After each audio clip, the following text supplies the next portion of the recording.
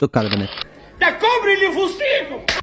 بص، انا معظم حياتي ما كنتش من معجبين المسرحيه دي ببساطه، لاني كنت بحب استعراضات شريهان، وهنا ما عملتش استعراضات.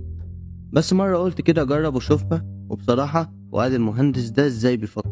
عاوز افتح دماغ الراجل ده الله يرحمه يعني، واعرف ازاي بيفكر، يعني يبقى ازاي عنده كيمياء مع اي حد.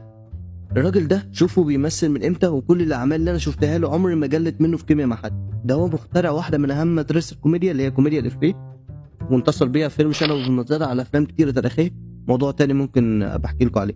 لما كنت بوصل الكيمياء بتاعت فؤاد المهندس في المسرحيه دي، كان بيتعامل ازاي مع شريهان، ويتعامل ازاي مع احمد راتب، ويتعامل ازاي مع سناء يونس، كل واحده بطريقه مختلفه، وهو شغال الكوميديا بتاعته شغاله مع كله، ولا كأن في اي اختلاف، برنس وبيضحك في كل المواقف. غير كده 6 كيلو سمك وجمبري، ضربه العصايه، كل ده غير فكره المسرحيه في التعامل مع البنات، وانهم خلاص بيكبروا وطريقه تفكيرهم بتختلف قدام الناس وش لوش.